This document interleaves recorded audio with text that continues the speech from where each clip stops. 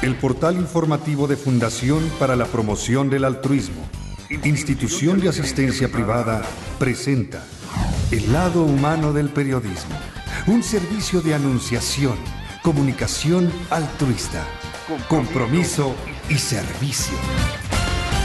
Hola, ¿qué tal? ¿Cómo están todos ustedes? Nos da mucho gusto saludarles a través de Anunciación TV y poder compartirles la presencia de un gran líder social que representa a la Cámara de Comercio, Servicio y Turismo en Pequeño en la Ciudad de México, para que nos cuente cómo va la cosa en la vida de los pequeños empresarios, si han tenido que cerrar porque las exigencias contables de parte de la Secretaría de Hacienda son cada vez más exhaustivas y pues a lo mejor no tienen los ingresos suficientes para pagar a un experto, a un especialista en el manejo de la tecnología tan especializada, milimétrica, que sea dispuesto de parte del gobierno federal para todos los empresarios.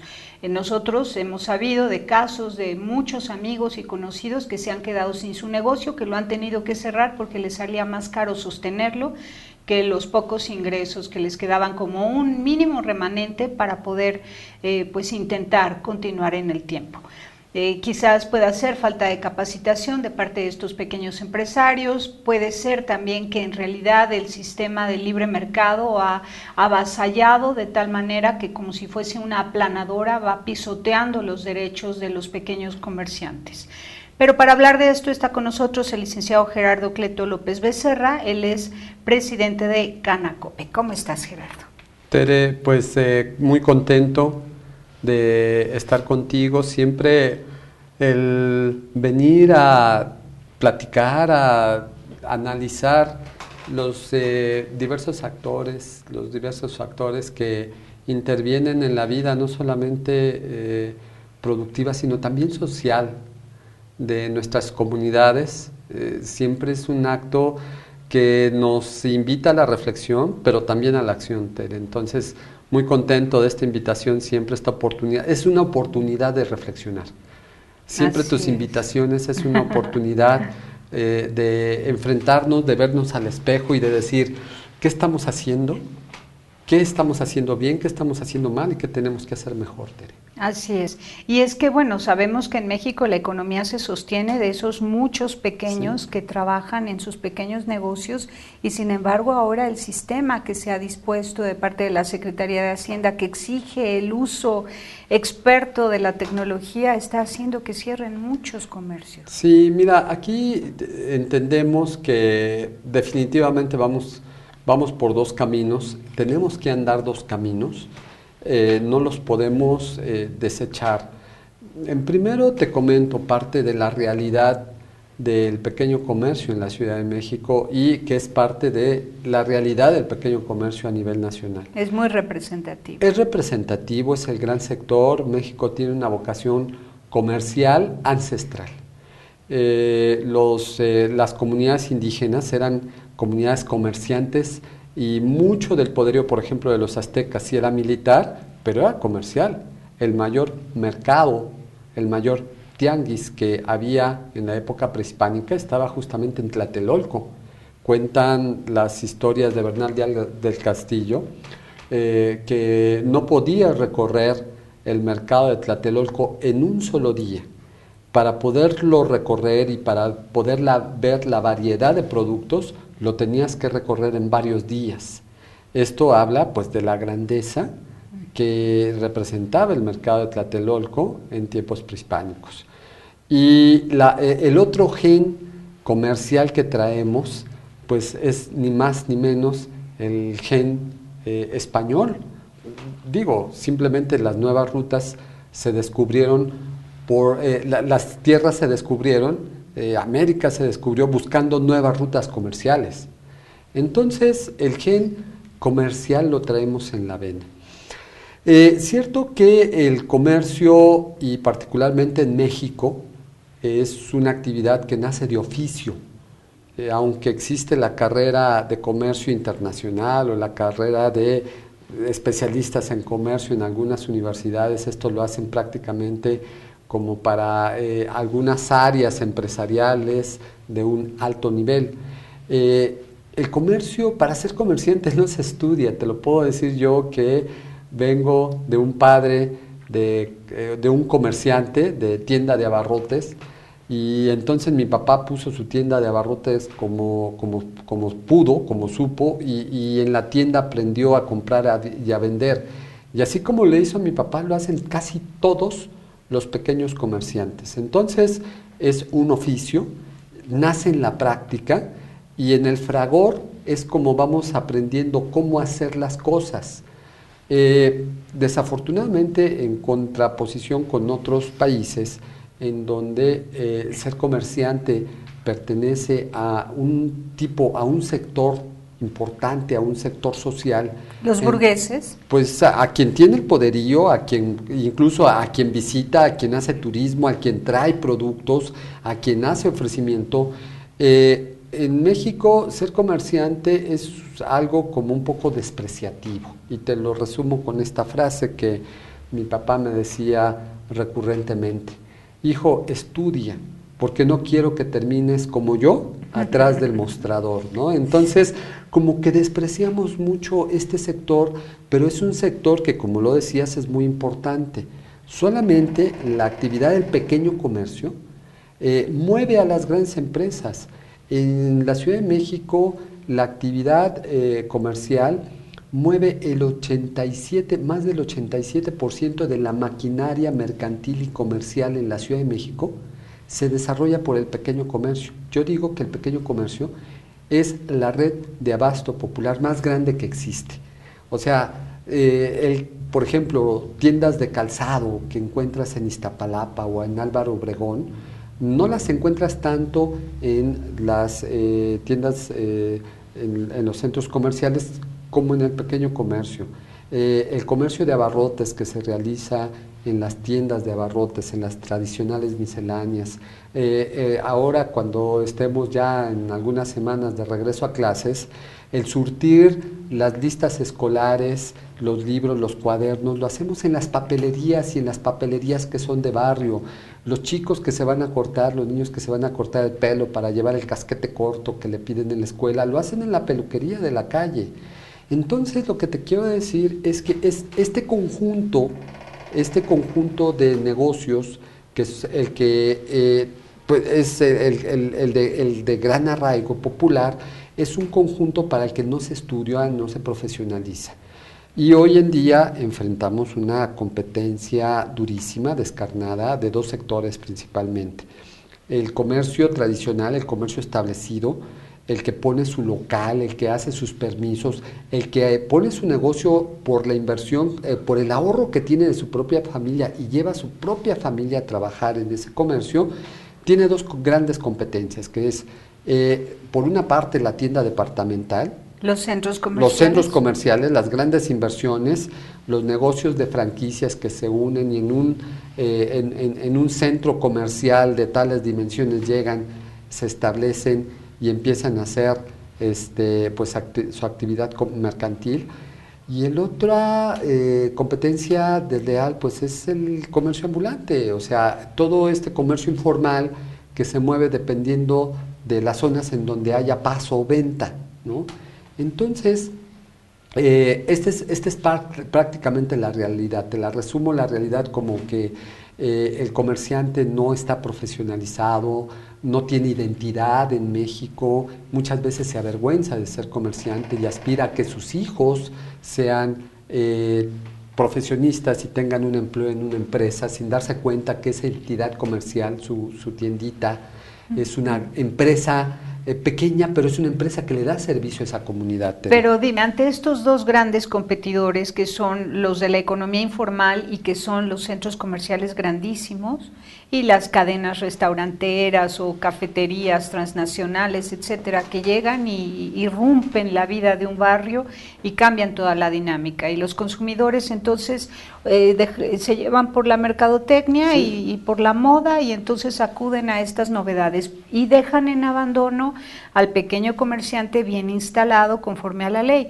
Pero sumado a esto, la ley y las exigencias administrativas y contables que ahora nos impone la Secretaría de Hacienda, el SAT, etcétera, hace que muchos claudiquen y digan ya no más, ya no más, porque es demasiada computadora, demasiada tecnología, demasiados trámites, demasiadas cosas. Así es, Tere, porque mira, lo que está faltando en este sector, el gran boquete, el gran ausente en el sector de comercio popular tradicional, formal, es el gran ausente, el gran fantasma, se llama política pública. Para el desarrollo de centros comerciales como Moda, sí existe política pública, sí existen gobernantes y funcionarios que salen, van de gira y traen capitales y traen firmas de otros países para invertir en México, para crear empleo y para ofrecer sus productos.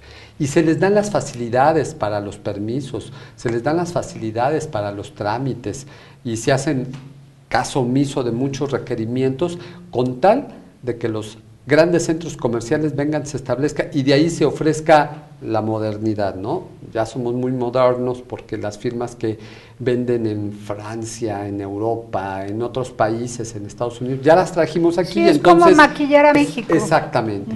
Y por otra parte, hay política pública para atender al comercio ambulante, ¿no? Entonces salen los políticos y dicen, este comercio informal lo vamos a formalizar, y entonces expropian terrenos, predios, y le crean centros comerciales al comercio ambulante, en donde va a vender lo mismo, en donde va a vender la baratija, en donde va a vender el disco pirata, pero lo va a vender ya en un local, ¿no? En un local comercial que le paga renta al municipio, que le paga renta a la delegación, y a esos tianguistas les ponen guarderías para sus niños, y a esos tianguistas les generan política pública, les dan crédito, pero eso sí, ¿no?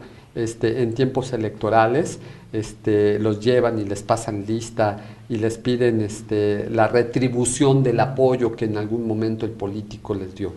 Para estos dos grandes sectores hay política pública. Y para el comerciante tradicional, Tere, para aquellos que pusieron sus locales comerciales, para aquellos que pusieron el negocio, la refaccionaria, la tienda de abarrotes, la recaudería, la estética, la peluquería, el negocio que te arregla el calzado, el negocio que te arregla para eso no hay política pública, para eso se olvidan. Vamos a un corte y nos platicas, ¿qué es lo que están proponiendo ustedes para que haya política pública? Muy bien. Regresamos.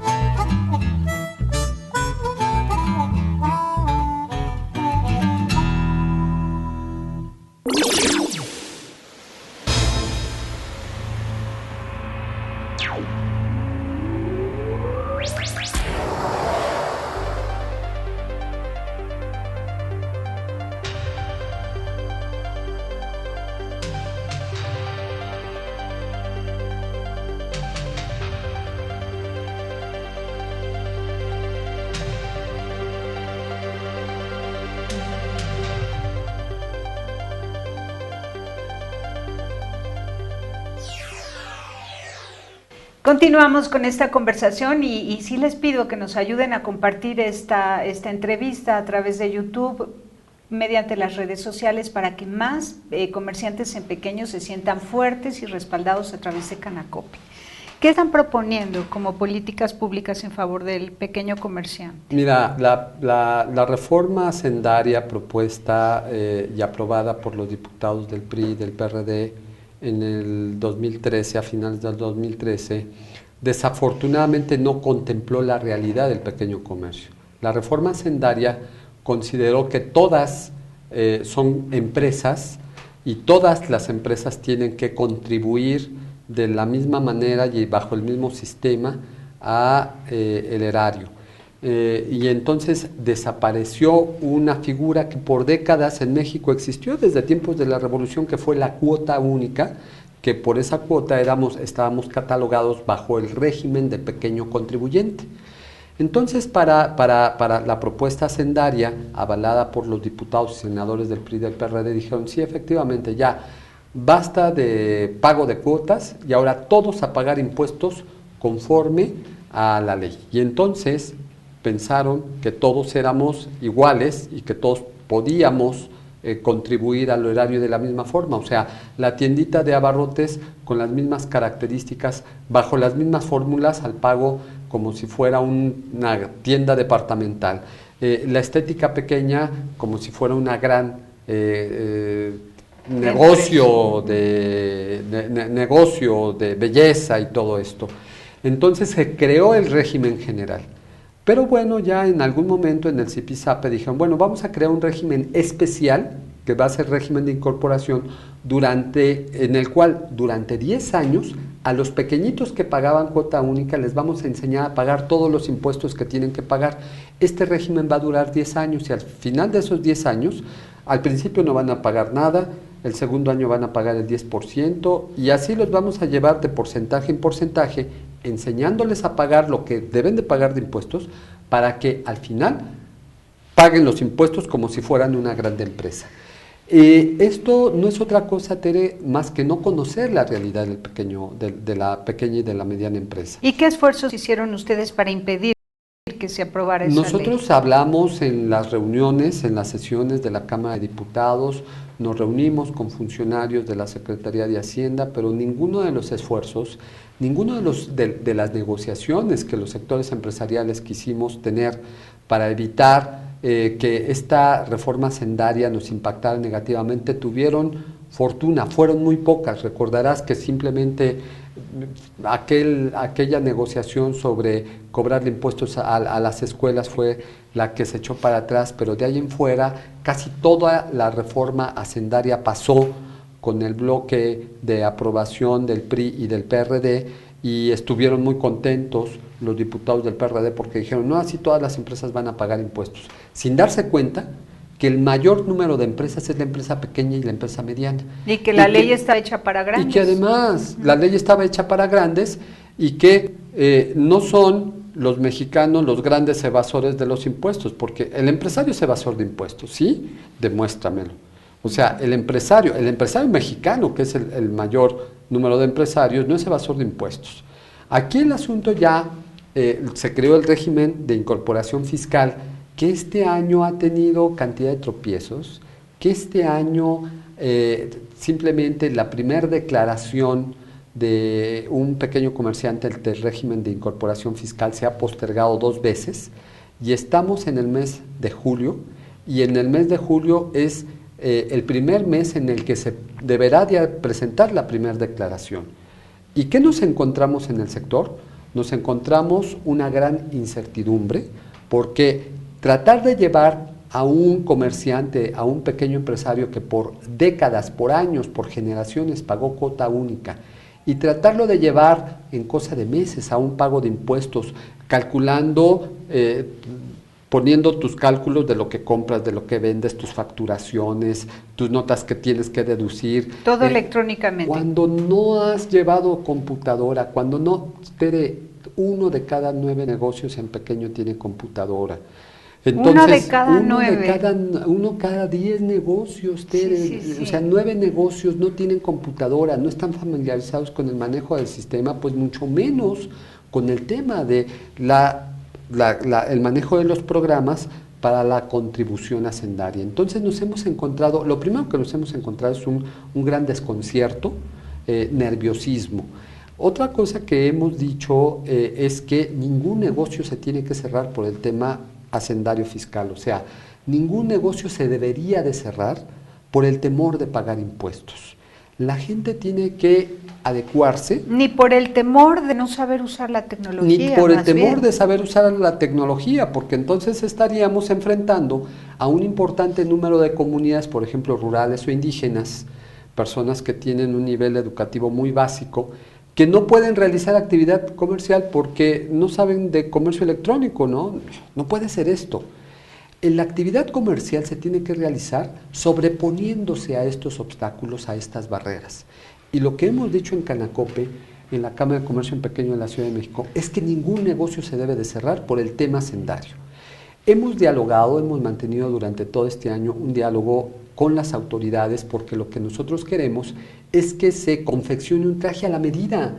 El pequeño comerciante, Tere, no es la gran empresa, y tratar de llevar a todos a un régimen general en donde todos paguen con los arqueos, con las fiscalizaciones, con el timbrado, con todas estas cosas que se han dado, que todos paguen impuestos igual, no está bien. No puedes juntar, lo he dicho con este ejemplo y se lo he dicho a las autoridades hacendarias, no puedes juntar a los peces de mar dulce, de agua dulce, de río, no puedes juntarlos con los peces de agua salada, de mar abierto, no los puedes juntar y decir, como todos son peces, todos tienen que nadar igual, ¿no? Pues lo único que va a suceder en una situación así es que el pez de agua dulce se va a convertir en alimento de los grandes depredadores de mar abierto, de agua salada. Como ya lo estamos viendo. Como ya lo estamos viendo. Entonces, hemos querido que la autoridad confeccione un sistema adecuado a la empresa familiar, adecuado al pequeño comercio, para que pague sus impuestos, porque hay que decirlo, el comerciante formal, a diferencia del informal, es orgulloso de pagar impuestos. El comerciante formal va los primeros días de cada año, en enero de cada año, es el que va y hace la fila porque es orgulloso de ir y pagar, incluso a veces de manera anticipada, sus impuestos. Y su orgullo es decir, yo ya pagué, por eso soy formal, yo ya contribuí, por eso mi negocio es establecido. Esta es una característica del comerciante formal. Entonces, el comerciante formal quiere pagar impuestos, pero no puede si no se le adecúa un traje a la medida y se facilitan. Hemos visto que en los países en donde el pago de impuestos se complica y se vuelven trámites, yo le digo como ciencia oculta, porque te ocultan la información y necesitas científicos para que te describan en dónde está la cosa. Entonces, cuando el pago de impuestos se convierte en ciencia oculta, se incrementa la evasión. Cuando el pago de impuestos se simplifica, y es tan sencillo como que en una tarjeta puedas saber lo que compraste, lo que vendiste y lo que tienes que pagar por tu actividad, es tan fácil y lo pagas. Entonces, lo que nosotros hemos comentado, lo que hemos dicho a las autoridades hacendarias, es que se tiene que simplificar el pago de impuestos, porque la simplificación del pago de impuestos generará una mayor contribución. Claro, pero mientras tanto, ¿qué están haciendo? ¿De qué manera están pagando sus impuestos si no saben usar la tecnología? En este año... ¿Y de qué manera están facturando si no saben facturar electrónicamente? Justamente este año ha sido un año de prueba-error, Tere. Este es un año en donde lo aprobado el año pasado se empieza a implementar. Entonces las autoridades, lo que yo he visto es que sensibles a que las cosas no funcionan así, han empezado a modificar algunos de los reglamentos que golpeaban durísimo al pequeño comercio. Por ejemplo, una señora que era pensionada, si tenía su negocio, por recibir 2 ingresos, la pensión y su papelería, ya era causante mayor. Ya tenía que ir al régimen, era catalogada ya como una gran empresa. ¿Por qué? Porque la señora tenía 2 ingresos. Entonces esto Hacienda lo vio que había muchas señoras viudas pensionadas que tenían su papelería o su tiendita de abarrotes y que eso no los hacía grandes empresarios. Y entonces esto lo modificó. ¿Y ahora cómo es? Este sector de comercio se queda en el régimen que le llaman régimen de incorporación. Y así como estas cosas, cuando Hacienda vio que era imposible que una tienda de abarrotes te calculara el 16% del IVA, más el 30 y tantos % de los impuestos especiales, más qué producto debe de pagar impuesto especial. Por ejemplo, una barrita, una de esas barritas nutricionales, que le llaman barritas nutricionales, parecerían alimento, pero no. Por su contenido calorífico, fíjate, por el contenido calorífico, esa barrita podría pagar impuesto especial o no podría pagar impuesto especial. Entonces, ¿el comerciante cómo lo sabe? Aquí, cuando se ve la complejidad, entonces empiezan a generar esquemas un poco simplificados. Por eso, Hacienda ha tenido que retrasar ya durante varios meses la primera declaración bajo el régimen de incorporación fiscal.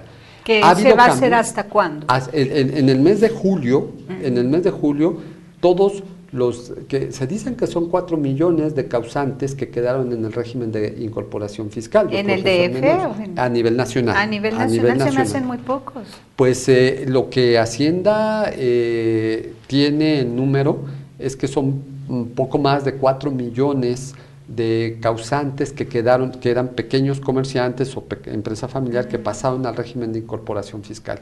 En este mes de julio tendrán que hacer su declaración, su primera declaración, que aunque no paguen impuestos, lo que quede ahí en tu primera declaración, pues será la base para poder realizar tus declaraciones posteriores, porque es donde se ve la movilidad que puede tener tu negocio. Yo creo, Tere, que aquí estamos construyendo, y tenemos que seguir construyendo lo que las autoridades no tienen, el conocimiento de lo que es la realidad de la pequeña empresa, de la microempresa, de la empresa familiar en México. Y que entiendan que hay que construirle, que hay que darle un traje adecuado para que pague impuestos, para que sea una empresa regular, para que sea una empresa formal, para que contribuya, pero que no le pongas los reglamentos, que no le pongas el traje que le queda a la gran empresa, porque nosotros no podríamos contratar, como tú lo dijiste en un momento, los especialistas fiscales para que te digan, espérame, es que en el inciso X del artículo X que se publicó en tal fecha, te puede decir que esta cosa, ¿no? O sea, no tenemos los expertos, ni tampoco tenemos los despachos, ni los departamentos que una gran empresa puede tener, y entonces sí nos encontramos en desventaja. Ahora, de regreso, cuéntanos cómo es que cada comerciante puede de manera personal ir e inscribirse en esa condición que dices, sí, mira, que es favorable a ellos, y luego a través de qué mecanismo van a pagar los impuestos. Sí, vamos mira, y volvemos. Sí, claro. Regresamos.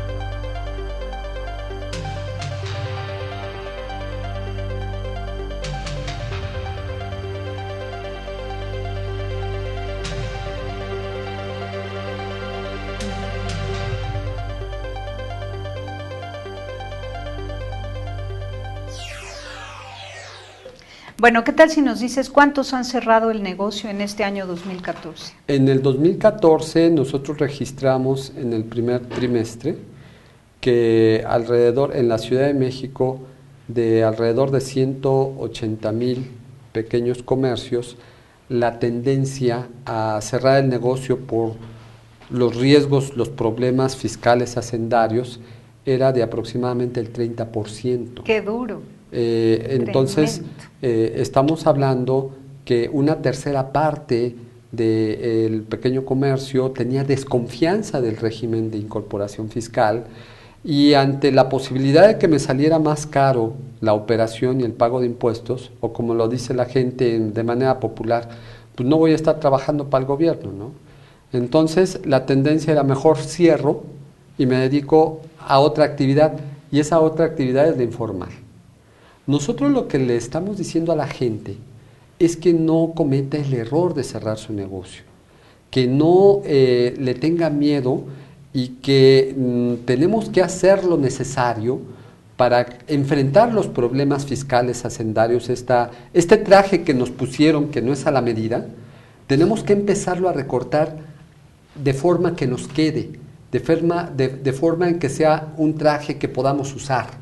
Y entonces, para incorporarse a esta condición de incorporación fiscal se llama. A tu pregunta te puedo decir, Tere, que en el primer trimestre se han registrado que sí, en la Ciudad de México, algún líder empresarial hablaba de más de 5,000 negocios cerrados en el primer trimestre por el tema hacendario, por decir, prefiero cerrarlo ahorita y me voy a la informalidad, porque hay que decirlo, que deja de tener su actividad, difícilmente va a dejar de tener esa actividad que le aporta un recurso, y entonces va a buscar otra actividad alternativa, y básicamente va a ser en la informalidad. Entonces, nosotros creemos en la Cámara de Comercio en Pequeño que hay que dar la batalla, y el mensaje es al pequeño comerciante, al microempresario, a que tiene su empresa familiar, a que no se espante, a que no baje los brazos, a que no se vaya a la informalidad. Y en ese sentido, en Canacope hemos generado los talleres hacendarios, la asesoría contable y fiscal, para decirle al pequeño comerciante cómo sí. No es fácil, ¿eh? No es fácil, porque cuando te encuentras a gente de 60 años que nunca ha usado una computadora, que no sabe usar los programas, y que hay que decirlo, le tiene desconfianza a las autoridades hacendarias. Oye, ¿por qué le voy a reportar esto? Porque Hacienda se metió hasta la cocina en mi negocio, y entonces va a estar con su visor viendo si vendí 3 pesos o vendí 5.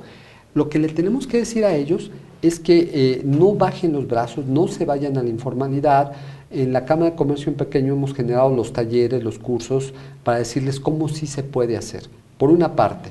Y por otra parte, le hemos dicho, la verdad, a las autoridades con las que nos hemos estado reuniendo del sistema de administración tributaria, no generen este sistema que deprada al pequeño comercio, y lo empiezan a modificar lento, pero hemos visto avances. Sí, hemos visto que algunos de los reglamentos que le pegaban durísimo al pequeño comercio lo han modificado. Queremos que ahora modifiquen eso de que nos obligan a tener una cuenta bancaria, ya que todos nuestros movimientos por arriba de 2,000 pesos, o sea, todo nuestro pago por arriba de 2,000 pesos tiene que ser con cheque. Y les he dicho a las autoridades hacendarias, oye, primero, no tengo cuenta bancaria. Segundo, ¿en qué momento, si yo vendí mi actividad económica, la terminé ayer a las 12 de la noche, ¿en qué momento voy al banco para depositar al proveedor que me va a llegar a las 8 de la mañana y para hacerle su pago en cheque?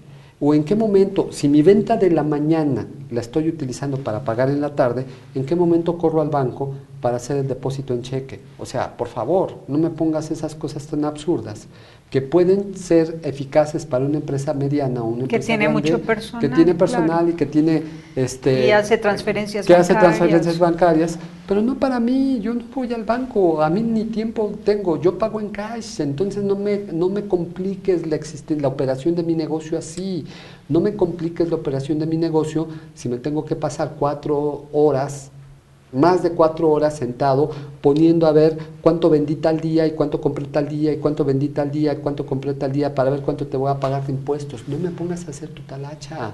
Creemos que hay un sistema mucho más eficiente con el que se puede hacer el pago de impuestos. Y entonces, lo que hemos generado, Tere, son estos talleres para que el micro, el empresario, el dueño de negocio familiar, pueda ver cómo si es difícil, pero en eso justamente estamos. ¿Cuánto duran los talleres? Nosotros estamos generando todos los miércoles por la tarde talleres, en donde llegan de manera gratuita los dueños y los encargados y conocen el sistema y les hacemos una prueba y entonces les empezamos a decir, mira, ¿cómo sí se puede? No estamos de acuerdo con el sistema, pero también tenemos que adecuarnos a los sistemas electrónicos por un lado, y también estamos en espera que a medida de como las autoridades se vayan dando cuenta que no somos las grandes empresas y que un acuario no va a tener no le va a resolver los problemas financieros al municipio y que una tienda de abarrotes no es el gran negocio por el cual, no son los criminales de cuello blanco, que tengan esa sensibilidad para ver que son negocios a los que hay que apoyar. ¿Por qué hay que apoyarlos? Oye, porque generan su propio autoempleo. Claro. Simplemente, si esos negocios cierran, la pregunta es, ustedes gobierno, ustedes municipios, ¿le van a dar empleo a la gente que hoy en día vive de eso? Que hoy en día tiene un ingreso para su sustento diario de ese negocio. Si se cierra ese negocio, ¿va a tener el gobierno la capacidad de generar alrededor de 9 millones de plazas para poder darle trabajo a la gente que por los temas hacendarios fiscales va a tener que cerrar su negocio? Pues claro que no. Entonces lo que tenemos que hacer es, en vez de poner estas monitores fiscales y en donde la gente se siente muy desconfiada, generar estructuras más ágiles para que aquel que tiene un pequeño capital pueda poner un negocio formal y su familia pueda vivir de eso. Esa es la lógica. Claro. Ahora, pero ya estamos en julio, ya urge que aprendan a usar la computadora para pagar, ¿no? Estamos en julio, urge que empiecen a usar la computadora. La gente de Hacienda nos ha dicho, mira, quien no tenga computadora, pues bueno, que venga a las oficinas del SAT y aquí les vamos a ayudar. Yo la verdad es que siempre estos ofrecimientos de muy buena voluntad ya en la operación se hacen verdaderamente complicados. Entonces por eso creemos que el régimen va a tener que mutar a otro asunto mucho más fácil. Yo el mensaje que les quiero reiterar a los pequeños comerciantes, a los dueños de las empresas familiares, es que no se den de baja, que realicen, y que tomen los cursos en Canaco. Que tomen los cursos, que traten de sortear estas reformas hacendarias como se sortea un mar picado, un poquito con dificultades, pero que no se desanimen a bajarse del barco. Y estoy totalmente confiado que cuando la administración vea que en realidad los grandes evasores no es el de la tiendita de abarrotes, ni el de la recaudería, ni el del acuario, ni el de la peluquería, ni el que arregla las bicicletas o que arregla el calzado, en verdad le va a generar un régimen en el que pueda contribuir y va a voltear hacia otros capitales que definitivamente han sido los que más han golpeado al fisco y que deberán de apuntar hacia allá, Tere. Entonces yo estoy confiado en eso, pero tenemos que seguir trabajando en ese conjunto para evitar que la empresa familiar, al contrario, Tere, en vez de pegarle a la empresa familiar, hay que fortalecer a la empresa familiar, hay que fortalecer nuestro mercado interno. ¿Cómo queremos tener un comercio fuerte, una empresa fuerte, si cada ratito estamos volteando a ver a qué capitales van a venir a invertir? Cuando no hemos hecho los reglamentos y las leyes para poder fortalecer nuestro mercado interno y tener un mercado interno fuerte, tener empresarios, una clase de comerciantes y quienes realizan su actividad de servicios fuerte, y ya a partir de ahí ir y empezar a invertir en otros puntos. Yo se lo decía a un empresario restaurantero. ¿Cuántas veces ha venido un funcionario a decirte, oye, te invito a que vayas e inviertas en otra delegación? Dice, nunca. Uno, como puede, ha venido creciendo y ha venido desarrollando las estrategias de su negocio.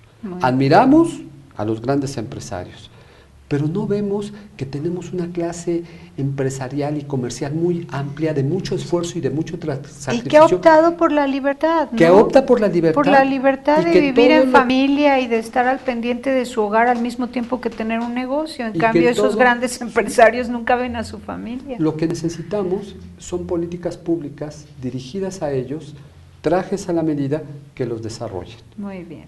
Ese es, yo creo que por ahí en Canacope sabemos que tenemos que transitar por ahí y en ese sentido tenemos que seguir viendo. Tenemos que modificar varias de las características de este régimen hacendario que nos ha impactado negativamente, pero es con trabajo, con presencia, no con protestas ni cierres de calles, sino con el trabajo, con el diálogo con las autoridades, en donde les tenemos que demostrar que lo que propusieron no es adecuado. Exactamente. Por eso hay que perseverar, para poder demostrar que no es adecuado y que se vaya ajustando el traje a la medida. Así es, Tere, ese es el trabajo que estamos haciendo. Pues te agradezco muchísimo, Gerardo, por haber estado con nosotros. Tus datos han estado en pantalla, así que yo espero que se comuniquen contigo pequeños empresarios que están así dudando y temblando y a punto de echarse para atrás. Y el que los podamos servir, aquí la dinámica de la Cámara es servir no solamente al que es socio, al que no es socio, o sea, tenemos que volver a nuestras entidades en entidades de servicio, solamente así las cosas pueden cambiar.